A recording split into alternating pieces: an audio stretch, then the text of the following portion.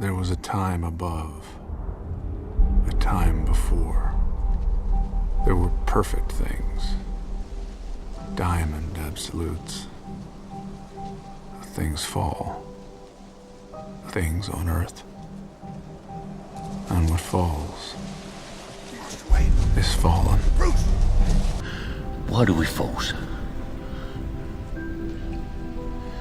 So that we can learn to pick ourselves up. So, hi guys, and What's up, guys? welcome to the first episode of the Geek Defense Initiative podcast. We are just gonna talk about geeky stuff. This is just an introductory episode, like a pilot. Depending, we are going to decide what we're going to talk about next episode. We're going to chat a bit, introduce ourselves, get to know us a little better. Mm-hmm. So let's start. But Eric, your nickname is still there.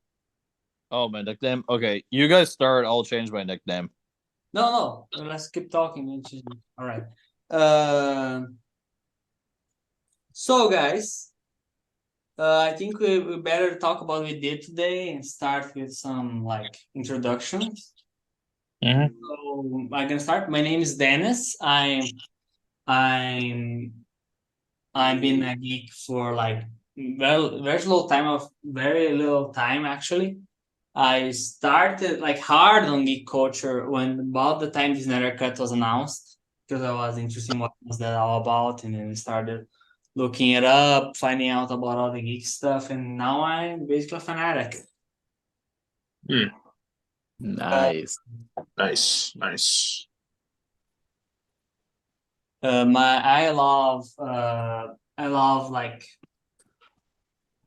almost everything, and there's with exceptions of some styles. I'm much more about how the story is told than what is being told. But I love preferably noir and crime fiction and epic stories, or small stories. But my favorite movies are Dawn of Justice and Revenge of the Sith. No particular order. My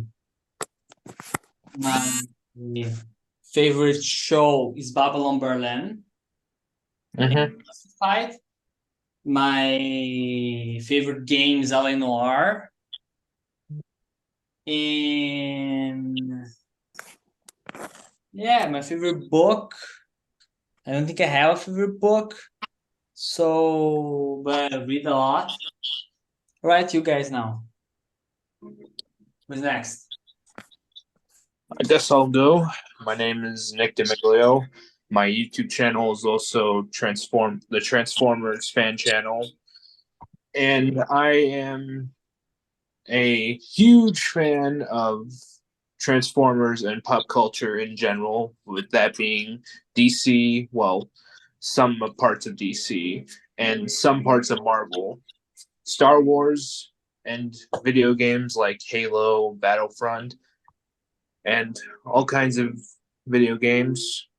And my favorite, the kind of books I like to read are graphic novels and comic books. And some history books too, but And yeah. That came out okay? Yep, I think you did. Eric? All right. Anyone else? Who's that? Okay, I'll go now. So I'm Eric. I'm currently an electrical engineer I'm actually trying to become a screenwriter, film director, filmmaker. I was just telling a homie last night about this actually. I want to make the kind of cinema where it's like you don't just see the emotion, you don't just feel the emotion, you also experience the emotion. The kind of cinema that can make people laugh, cheer, and cry. I definitely like those kind of movies, especially seriously, I remember the first film that made me cry like a little bitch was Lord of the Rings: Return of the King. Mm-hmm. So that was definitely a memorable cinematic experience. Of course, I'm also into Star Wars, other fantasy. and science fiction, like Halo. Haven't gone too deep into the lore. I mostly just got it from the video games. Um, Mm-hmm. was it some Mass Effect? The third one was and don't even get me started on Andromeda. What else? Yeah, over and also of course Marvel and DC, but or rather, kind of like what Nick says, certain aspects of Marvel and DC. I didn't get into that till junior high school, and surprisingly, I was actually reading some Dark Horse comics before then. Yeah, as based on my extended intro, I'm honestly not too picky with what I read, just as long as like what I'm reading is quality, something that I can resonate with. Some and overall, I try not to be a very cynical content consumer, but that's why I'm also trying to play an active role in making quality content. Mm-hmm. How'd that turn out? Right. Sounds good. Good. Very. I have one more thing to add. I'm also trying to do film. I'm in college. I'm doing associated writing or associated arts as they call it, but it's basically like I'm taking writing classes to improve my writing. So Nice. I that's currently that's I also want to be not only a filmmaker but a storyteller in general. I actually gonna start with books and later try to make a movie. TV shows, more TV shows because I prefer them in terms of yeah. the potential. So yeah, Ryan, your turn. So, I will begin to introduce myself. My name is Ryan Smith. I've been a nerd ever since I was 7 years old. What I first got into was Batman, pretty much DC, because as a kid I would watch Brave the Bold all the time. When it comes to Marvel, Superhero Squad was like the top show for me when I was little. And as I got older, I began to be a fan of um, both brands. But now that I'm older, like what Nick said and Eric, I like aspects of both brands. And same thing goes with Star Wars as well. Mm-hmm. And when it comes to books, I usually like the Star Wars novels, like The Revenge of the Sith novelization, The Rise and Fall of Darth Vader, you know, comics like the Darth Vader comics from 2017, the Justice League New 52, Oh yeah. like that. My favorite movie, I have a lot of favorite movies, but the one film that really did it for me as a kid was Thor 2011. The Hell first yeah, one. man. That was the best Thor movie. Oh yeah, definitely. Kenneth Branagh. I mean, can't get wrong with the guy. And, and as far as my favorite DC film, I've always been a huge advocate for Batman versus Superman, but I've also really loved The Dark Knight Rises. The Dark Knight is huge masterpieces. Look, if you allow me to add into what he said about rises and BS, like I'm writing actually an essay on the subject. And what is scary, what astounds me is that many people try to nitpick when Rises came out, many people try to nitpick the hell of the movie, right? Things that really don't matter in the big picture. And we should be able to infer from them from the story. But then but then they were just cheering at the Avengers and not like paying attention to the details, you know. For example, this is how Bruce Wayne came back to Gotham. And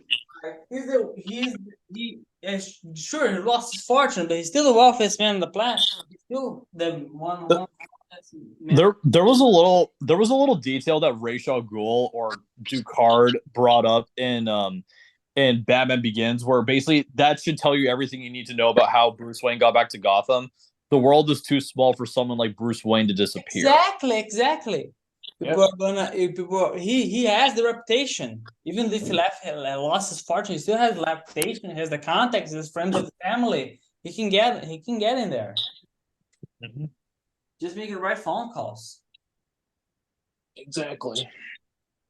Like, how does the? Like, I love how people criticize that, but then in freaking Batman Begins, like nobody criticized like how did Bruce Wayne? How long did it take for Bruce Wayne to get off the mountain after the League of Assassins fortress got blown up? How did he find that airstrip? Blah blah blah. I'm surprised nobody was like commenting on that. But it's like it's Bruce Wayne, man. Exactly. And then in Avengers, Bruce, they have the horror. The like it looks cool, but it just has no substance. The scene where Bruce Banner suddenly can control the Hulk out of nowhere, even though was struggling with that like 30 minutes for the entire movie. He was scared of the Hulk, and out of nowhere he knows how to control him. Right.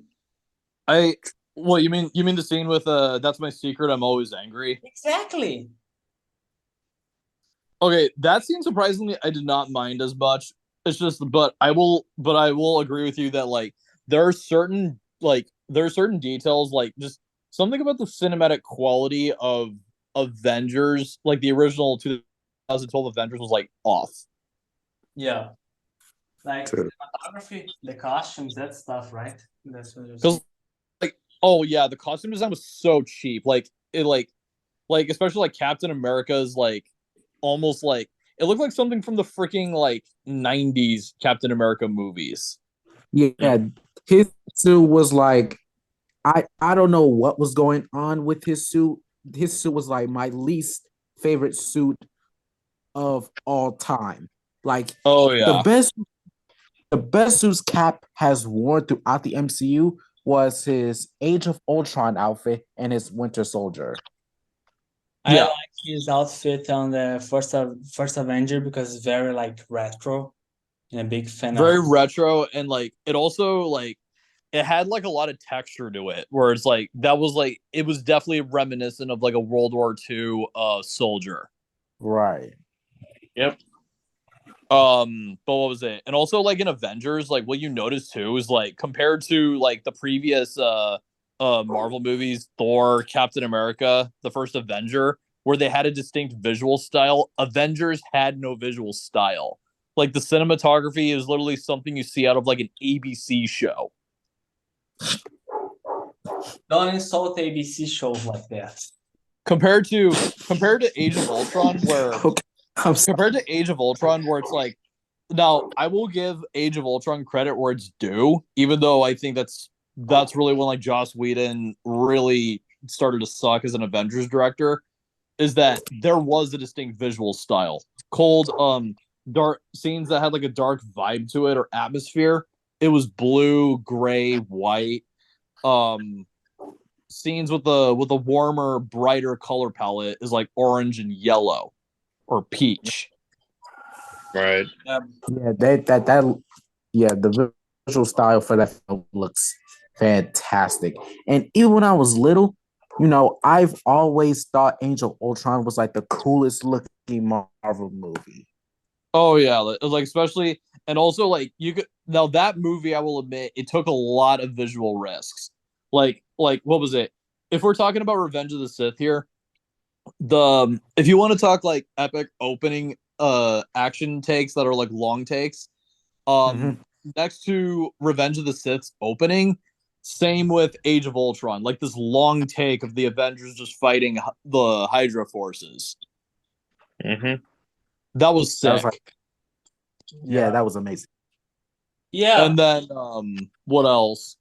And also the slow motion of the team like literally like defending the core before all the Ultrabots tried to end the world.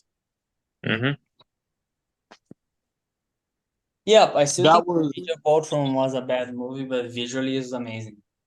Yeah, visually it was amazing, but like as a movie in terms of like structure, that's really when I started to notice with all the Marvel movies, there was way too much humor in it. Like the first teaser, the first teaser for Age of Ultron, it was like something out of like a freaking it was like I thought I was watching a horror movie. Especially with the soundtrack they used for the first trailer. I forgot what song it was, but when you look at the first trailer and what they released, they make it like Hello? they make it really childish and kid friendly, you know? Yeah. Yep. Just want to like know something though. Is that okay? So n- Ultron is like number two most recognizable Avengers villains next to Thanos, right? Yeah. Yeah. I really wish they could have done more with him, at least like later on down the line when they were done with the Infinity Saga.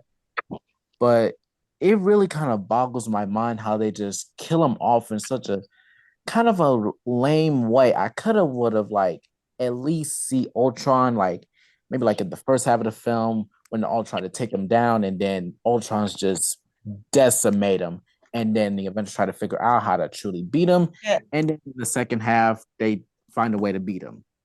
Yeah, actually gonna throw a hot take here. I think that one of the biggest problems with the modern shared universe is that the villains are defeated in one universe. Every arc is just one movie. I think they should spread out, make like, for example, have a villain that operates in multiple movies, They're scheming through Right. multiple movies. Like, let's just say, I'm gonna give a DC example because that's how I imagine this line. But like, for example, let's have pretend that the Snyderverse is back, right? And it's gonna be the main Yeah. story. All right. Uh, Imagine a storyline that they're like there's Darkseid coming, but while we cannot do Darkseid coming yet because it afflicts on the move, right? It takes a while to get to Earth. We can make, for example, a second storyline that operates over multiple movies of Lex Luthor taking over Intergang in the background. Mm-hmm.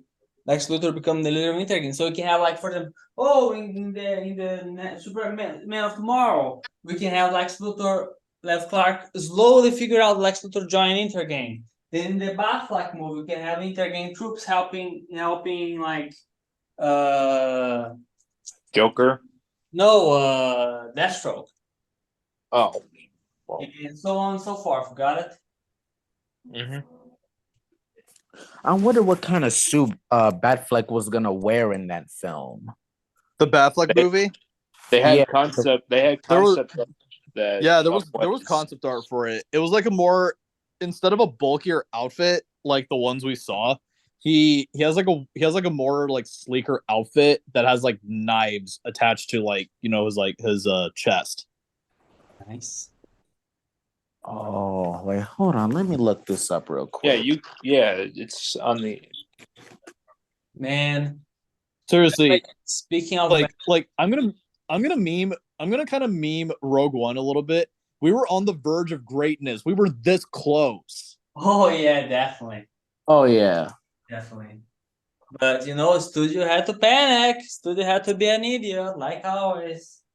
Yeah, so while they're looking it up, I ended up looking at the production history and the marketing history of BVS. I think Dennis already knows this because I think I might have mentioned it before, where basically Batman versus Superman had finished all the shooting in December 2014, and Yep. the movie was slated for a mid 2015 release. So I remember after that Comic-Con trailer came out, I remember people were I remember I liked Man of Steel, and then people were like saying, "Oh no, this movie's gonna suck. They shouldn't jump so fast into Marvel." And then I'm like thinking, based on how gripped by the trailer I was, I'm like, no. This movie could be great. Actually, this film could actually have cinematic potential. Mm-hmm. But then, because Kevin Feige during D23 announced that the third Captain America movie was going to be Civil War, DC, what was it? Warner Brothers overreacted, and then they pushed BVS to March 25th, 2016, and then Marvel reacted by pushing Captain America: Civil War to May 5th, 2016, about like 5 weeks after BVS's release. So Not that to means not to mention they changed the name because the movie the original name for Captain America 3 was supposed to be Serpent Society or Secret Society, but then they changed it to Civil War. Yeah. Now that I And- didn't know. And then, So- but remember, and not to mention, Jeff Johns leaked shit over to Feige. Well, we Yeah. don't have evidence, but it's pretty clear he probably did. No, Oh, no, it's not. There's I too know much for evidence. there's too much evidence. that he There's evidence that there's evidence on the internet that supports that. Everyone's was already talking about this, like after everyone was already talking about this around the time the whole like all the Snyder Cut was all the rage, where basically you notice some similarities between Snyder's plan and what actually happened in the MCU. Exactly. It's too much. Yep. there's Like too much fucking similarity. like what was it? Like fucking like what was it? Like Diana beheads Steppenwolf. Well, Thor beheaded Thanos. Oh, and Iron Man having a child, and then it was supposed to be Bruce and Lois having a child, And and and hero let's not And then and the 5 years later thing. Yep. That was what really like drove me to believe like, yeah, those plans were leaked because wait a minute. Because you think like, wait a minute. Was what I've didn't seen that. Yeah, like you've seen it before. right. Like, wait a minute, did Endgame do this with their 5 years? But then we look at this also says 5 years. And then using time travel as a plot point to And then- but except like what I will really piss me off about Endgame especially is that they use time travel not just as a plot point but also as a gimmick. Yep. Like fucking they were using like fucking like Dragon Ball Z time travel rules. Like the whole like They were essentially using- how Cell puts it, multiverse theory's a bitch. Yeah, they were using some like quantum bunny hopping ass time travel gimmick. Like it's just, but compared that to what Zach was trying to plan, the Flash time travel plan is way better because because it's like also they the only used it. circumstances make it a one-time stuff. Like they can't abuse Yeah, it 'cause- later. yeah, when you see the Flash's time travel plan, it makes sense, right? And also, like, I have to, like, I remember people were criticizing the hell out of even the Snyder Cut time travel with Barry Allen, but it's like people are like saying, oh no, doesn't that kind of eliminate all the circumstances or whatever? I'm like, no, it doesn't. Like Barry's whole shtick, his whole arc in the Snyder Cut, like every Justice League member has a personal arc that they're trying to deal with while they're battling actual like cosmic demons. So Yep. Barry's whole shtick is that like it was even with this conversation with his dad Henry Allen, where it's like he doesn't know what his potential is. Like what was it? He doesn't know what to do, and then like when it came to time travel, he's like trying to tell him he's been limiting himself. Like he's deliberately limiting himself because what was it like because yes, he is terrified of the ramifications of time travel. How it can screw things up. It's how it screws things up. Exactly. And then also like during the final battle when he's like running around and shit, and then but Cyborg isn't communicating with him, like get the like bring the charge over so we can separate the boxes. When he's like screaming out to Victor and he's like saying, I can't maintain this, or like Victor, I can't hold this, because he's literally giving himself like a limiting mentality to the point where when the world ends, and then he goes into the Speed Force. That's all he has to think about. The one thing to focus on is that the world's over and I have to save the world. I have to do this for my dad. So when he's running through the Speed Force and reversing time, that's him deciding, fuck it, I'm done limiting myself. I have to do this to save the world. Yeah. Remember, Yep. the circumstances are special in this story. So it also emphasizes that Barry's not going to time travel for any reason, right? He's going to travel only if it's damn, like the Snyder, like I will even say this compared to all the superhero team up movies, the Snyder cut easily is the perfect climax. Oh yeah, definitely. Definitely. Because like what was it? Like, and I will have to say this, it was very smart for Zach to have only Chris Terrio working on the script because Chris Terrio is obviously a very smart screenwriter. He establishes a premise, the world is divided, and this is leaving our world open to evil forces that we're letting like take it over. And then when Bruce is like uniting the Justice League, he's doing this to honor Clark's legacy and his sacrifice. And similarly, history kind of repeats itself when all these metahumans are dealing with their own personal shit. They're drifters, they're outcasts. And then leading in, and then they're dealing with all their personal demons through this fight. By the way, also reminds me of the Seven Samurai, because if you don't remember, Seven Samurai, they were all Ronin, right? Yeah, exactly. Zach actually mentioned in an interview in 2016 in Collider that he was influenced by Akira Kurosawa's The Seven Samurai. I mean, our first shot of modern day Bruce was literally a man on a horse going to Iceland, and he's telling the Icelandic people, I need warriors. Yep. Mm-hmm. And then and then what ends up making the climax the perfect wrap up of the entire movie is that it reintroduces it brings all the ideas established in Zack Snyder's Justice League and brings it full circle. Every Justice League member in that final battle is not only battling literal cosmic demons, but they're actually dealing with their personal demons. Exactly. I remember in the hashtag release the Snyder Cut days where I think there was something on the internet there where when Bruce goes into battle by himself and Barry's freaking out what was it? What does that mean? And then Bruce says, don't worry about it. Just get to the Unity. Bruce went there literally with the intent to die because he actually the original idea was Bruce ended up realizing his role because Bruce blames himself for how he had an unwitting hand in Clark's death, and then when Clark comes back and then he almost kills Bruce, that's when Bruce it hits Bruce holy shit, I really brought a hand in I fucked things up, so I'm gonna go into battle as atonement. Mm-hmm. Yep.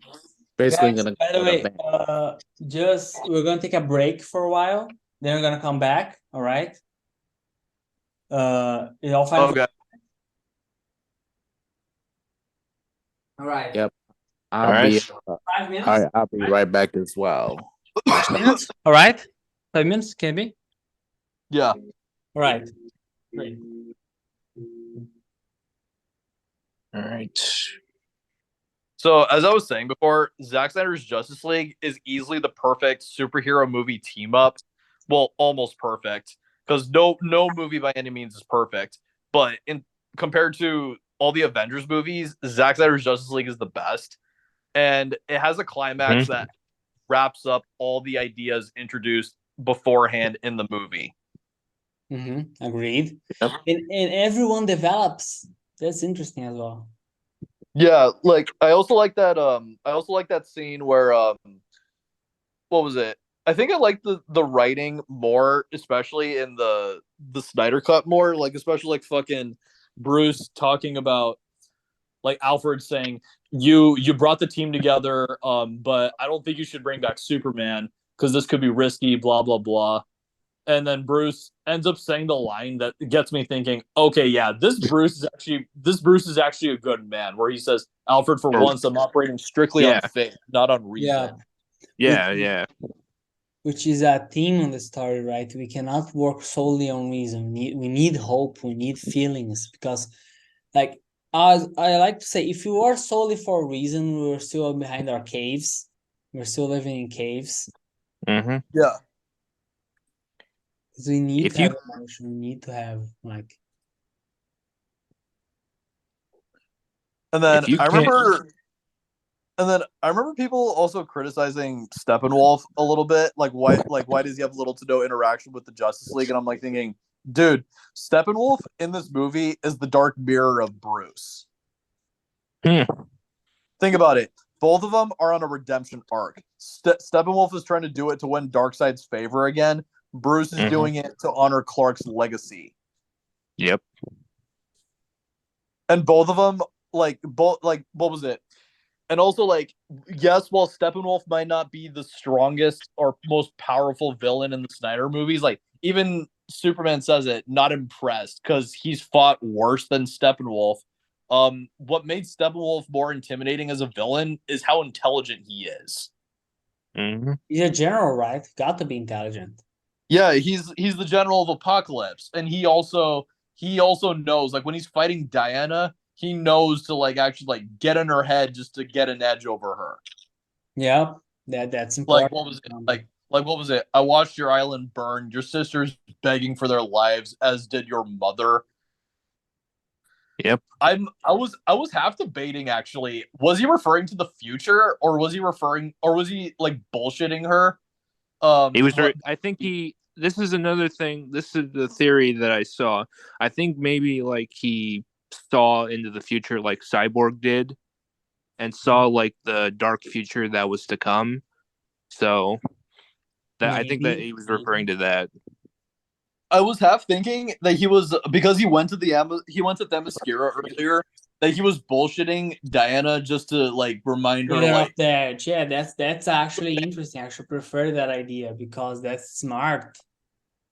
and then that's why, like, even after Steppenwolf is defeated in the epilogue, when she picks up the arrow and she's looking out in the distance of where the arrow was fired, that's why I want to see Justice League 2, because basically, when I look at that scene of Diana picking up the arrow, that's essentially leading into another part of the hero's journey for her, the return to the ordinary world for her. It's the call of home.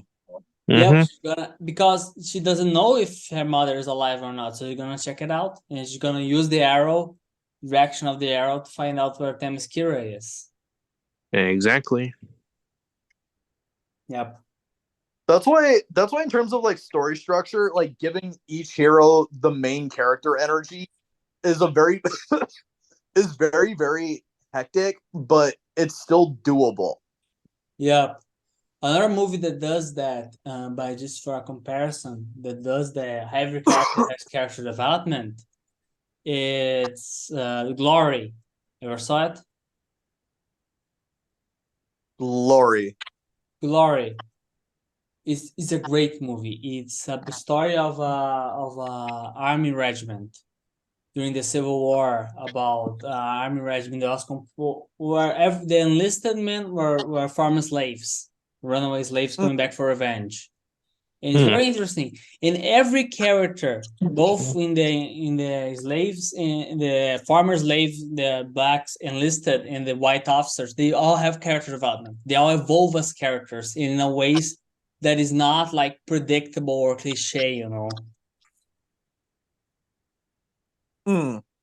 For example, there is a character, one of the officers.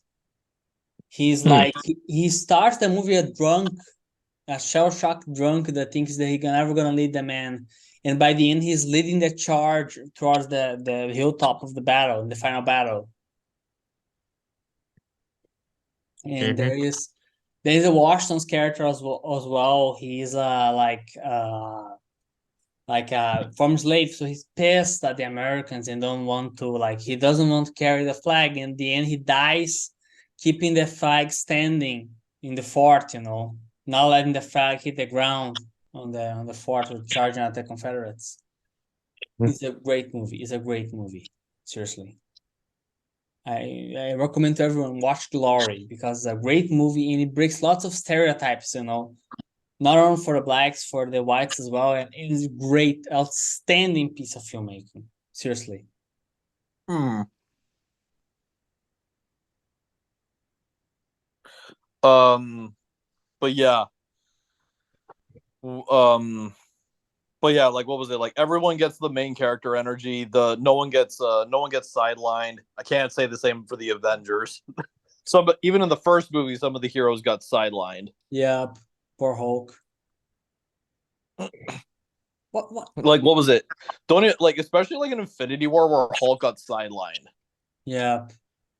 Like what was it? Here's the thing though. You know the Russos actually had a deleted scene where remember when Bruce Banner was in the Hulkbuster? Mm-hmm. Where Hulk at the last minute busts out of the armor and then he kills what was the name? Call Obsidian. Why didn't they put that? That sounds awesome. Yeah. Why didn't it? Out? And then another deleted scene is like when Hulk where we kind of get a break we kind of get like a brief silent pause in the final battle of Infinity War where Hulk ends up having another scene with Natasha. Nice. Yeah. So it's like whenever I see the deleted scenes of Infinity War and Endgame, and I kind of regret this, but I used to give the Russo shit for Infinity War and Endgame, but it's like then you realize the deleted scenes, they were trying to make the best movie they could, but Disney's executive board were probably the ones saying like, no, you gotta change it for this because it'll be more funny that way. Exactly, because I always said I respect the Russos a lot. The problem is that this damn executives, they don't know how to do, and the Feige is a big problem here. Like if you watch the Russos' other projects, like the Community show, it's like that's actually a very funny, very witty show. But it's funny in a good way, right? Funny in a good way. Like you have like freaking what was his name? He played the banker in Spider-Man 2. You have Alison Brie, you have I forgot the whole cast of it. I need to rewatch that show. You also have Ken Jeong in the show. Like what was it? You guys know that classic meme from Community, yeah, where Ken Jeong is like, ha, gay. Yeah. That's from Community. Okay. Yeah, I recommend you watch it. It's a really good show. You might take a look. Now, by the way, speaking of shows, I'm watching Luther with Idris Elba. Man, that's amazing. Like, I know, can I change the subject? I don't know if you guys think it's appropriate. Idris Elba was watching Luther, and man, that show is great. Like, Idris Elba's performance as a hardboiled detective, it's on par with Humphrey Bogart's as a hardboiled detective. It's that good, He just nails the whole detective of the noir genre, He nails it. Series, yeah. Yeah, it's a series. There's a movie on Netflix. I need to watch it, but it's a sequel to the show, so I want to watch the show first. Let's see. So there's like 20 episodes. Yeah. I on the episode, like there's 6 on season 1. I in the third season 2, episode 10. Speaking of noir, I actually do kind of want to make a noir. I kind of want to do a noir movie, but except set in the modern era. Oh, that sounds great. You know what idea I had? That way it proves that like noir doesn't have to be set solely in like the 40s. No, yeah, I agree. This Luther is modern day, by the way. London, actually. Modern day London, which is a very noir looking city, to be honest. I think I might have take a look at Luther actually now. Other great noir show, Bosch. They said in the modern day, Bosch on Prime.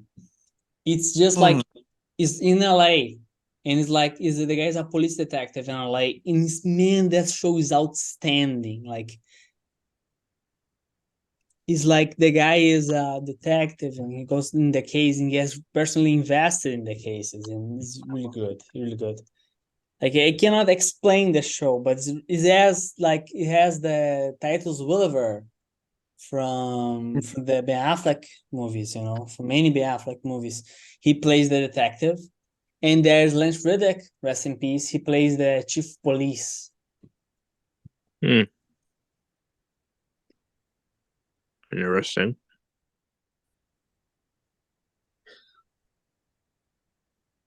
He's really good.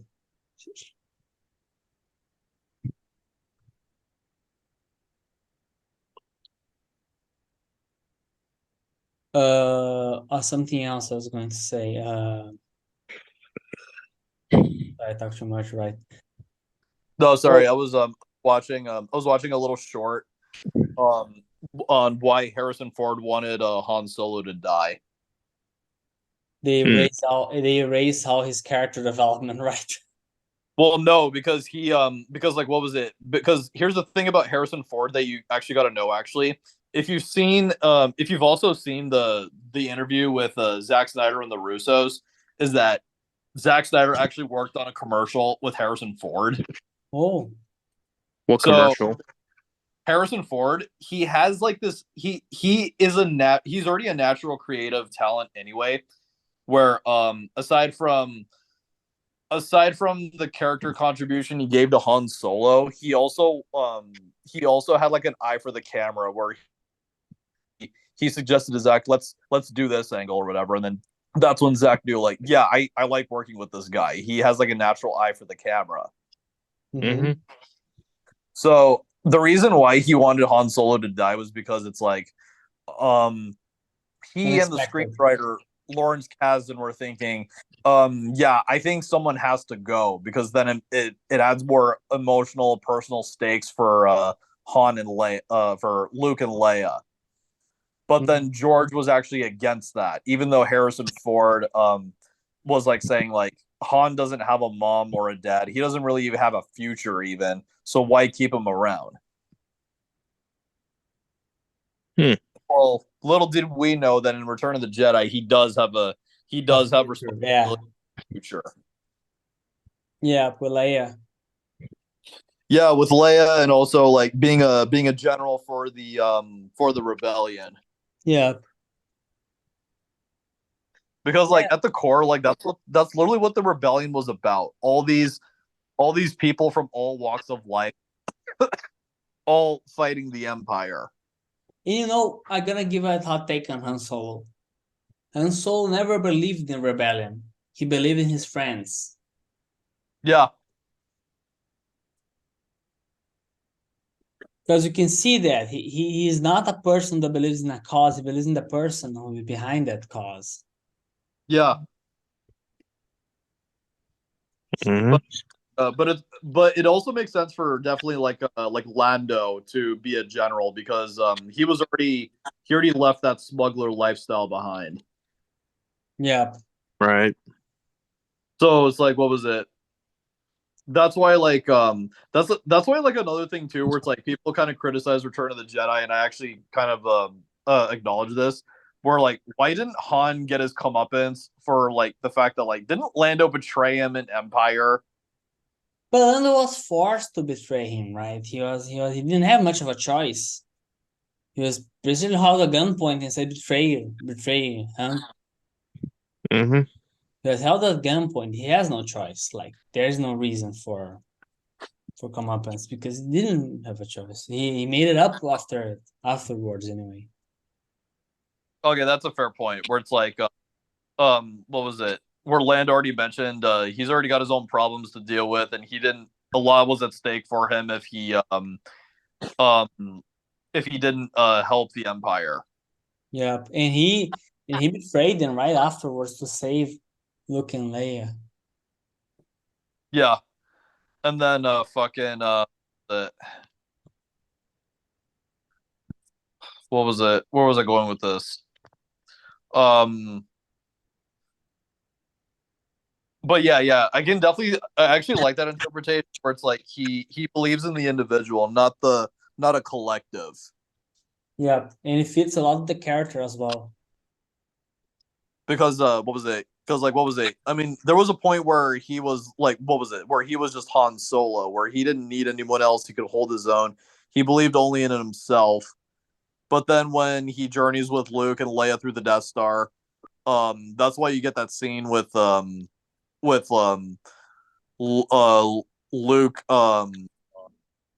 Luke telling Han like, "Well, take care of yourself. I guess is what you're best at, isn't it?" Yeah, what happens is that, what I think at least, that he is a guy who he is a good person at heart, but he saw too much, so he's always like shooting himself. So when he does like that speech, I'm not in this for the revolution, he's trying to tell himself he's not in there. But he actually isn't for there for a revolution, he's there for his friends. But when he says he's only in for the money, that's him trying to convince himself that he doesn't need these people, these friends he just made, you know? Yeah, That's and then that's why when Empire comes around, that just like any good sequel, it expands on that idea. yep. Exactly. Where like what was it? Where it's like there's a scene in Cloud City that I actually liked where Han says like after they get the Falcon repaired, they'll be good as gone, and then Leia says, then you'll be as good as gone, aren't you? He doesn't have an answer to that question. Yep. He doesn't have an easy answer to that question because that already tells you, holy shit, he actually wants to stick it out with Leia. Mm-hmm. Mm-hmm. By the way, did you just give me a second? So I guess it was it for today. Let's see how it works, but then all right. Yeah, man. Mm-hmm. Hi guys. It was been a pleasure. Yeah, it was a pleasure to finally hear you guys. Well, I've heard Dennis in the voice before. I've heard definitely good to hear your voice, Nick. All right. I going to do now is up for me to the editing and the other stuff. Yeah. I'm gonna All publish right. on my YouTube channel, then I send you guys all everything, all right? All right, man. All I'll right. see you guys Sounds. around. See you Bye. guys.